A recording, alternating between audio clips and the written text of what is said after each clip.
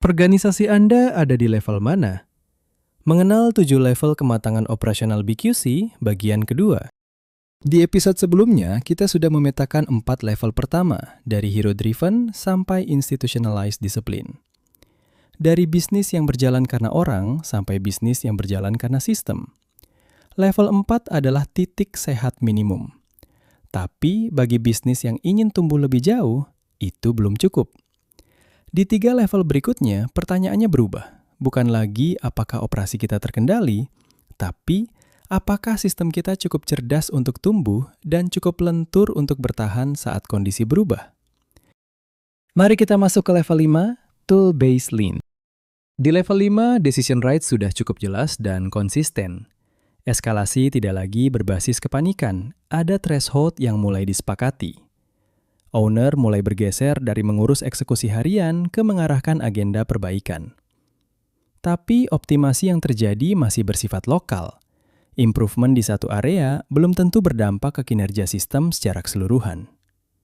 Di lantai operasional, alat-alat lean mulai diterapkan dan memberi hasil yang nyata.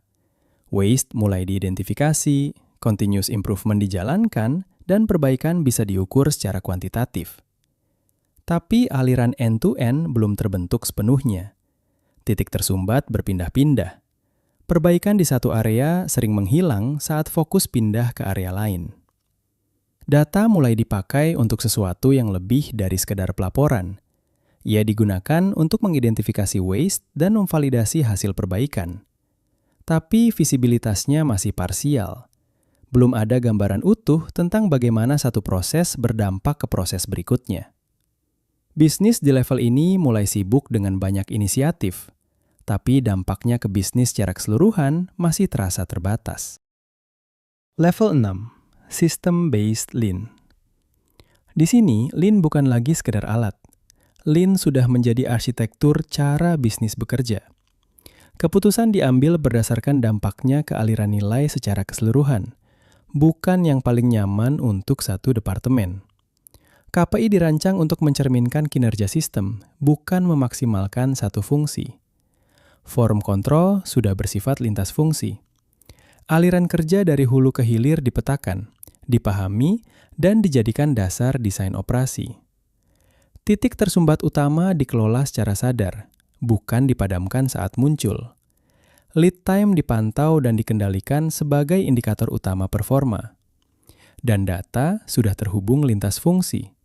Tidak ada lagi angka versi produksi, versi finance, versi gudang yang saling bertentangan. Data dipakai untuk mengidentifikasi titik tersumbat, menilai dampak perubahan, dan memilih trade-off terbaik untuk sistem. Tapi ada satu batas yang dimiliki level ini. Sistem yang efisien belum tentu sistem yang gesit. Saat perubahan besar datang mendadak, replanning masih terasa berat, koordinasi masih bergantung pada rapat, dan organisasi bisa kembali reaktif. Level 7, Adaptive Operations. Ini puncaknya. Adaptive Operations adalah kemampuan organisasi untuk menyesuaikan cara kerjanya secara real-time, bukan hanya merespons masalah, tapi secara proaktif menyesuaikan proses, keputusan, dan sumber daya berdasarkan sinyal dari lapangan dan data aktual. Namun, hati-hati. Level operations ini sering disalahpahami. Adaptive bukan soal teknologi canggih, bukan soal dashboard real-time atau AI yang memutuskan segalanya. Banyak perusahaan punya ERP mahal dan dashboard yang indah, tapi keputusan operasionalnya masih menunggu rapat, masih bergantung pada satu orang, masih terasa seperti krisis setiap kali ada perubahan. Itu bukan adaptive. Itu level 2 yang didigitalkan tampilannya. Adaptive adalah tentang sesuatu yang jauh lebih mendasar. Keputusan diklasifikasikan, mana yang rutin, mana yang taktis, mana yang strategis. Dan setiap jenis punya owner, batas eskalasi, dan waktu respons yang jelas. Keputusan diambil sedekat mungkin dengan titik masalah, dalam batas governance yang sudah disepakati. Replanning bukan momen darurat, itu kemampuan normal yang sudah tertanam di dalam sistem. Proses dirancang dengan fleksibilitas yang disengaja. Perubahan demand, perubahan kapasitas, perubahan kondisi pasar bisa diakomodasi tanpa harus mendesain ulang dari nol. Bottleneck tidak lagi dianggap masalah. Ia adalah variabel yang dikelola dan sudah diantisipasi pergeserannya. Dan data bergerak mendekati real time, bukan untuk melaporkan apa yang sudah terjadi, tapi untuk mendukung keputusan yang perlu diambil sekarang. Sistem mampu mensimulasikan dampak perubahan, membandingkan skenario, dan membatasi pilihan yang buruk sebelum keputusan diambil. Yang paling sulit untuk sampai ke sini bukan teknologinya. Yang paling sulit adalah kedewasaan manajerial, kemampuan untuk melepas kontrol manual, mempercayai sistem, dan menerima keputusan yang cukup baik dan tepat waktu daripada menunggu keputusan yang sempurna tapi terlambat. Itu tadi gambaran besar 7 level kematangan operasional dari BQC. 7 level, 1 peta besar. Dan kalau Anda perhatikan perjalanannya, ini bukan sekedar soal bisnis yang makin rapi atau makin canggih. Ini soal bagaimana sebuah organisasi belajar untuk tidak lagi bergantung pada keberanian satu orang dan mulai bergantung pada kecerdasan sistemnya sendiri. Karena di dunia yang berubah semakin cepat, bisnis yang bertahan bukan yang paling besar, bukan yang paling banyak modalnya.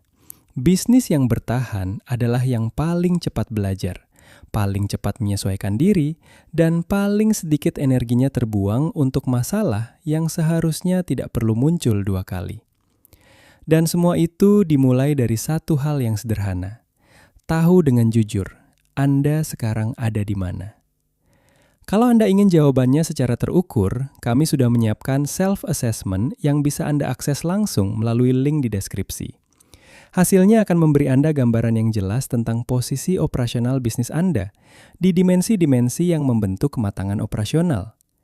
Dan kalau Anda ingin mendiskusikan hasilnya lebih dalam, atau ingin bicara langsung tentang kondisi operasional bisnis Anda, DM kami di LinkedIn. Kami akan dengan senang hati melanjutkan percakapan ini. Sampai jumpa di episode BQC Insights berikutnya.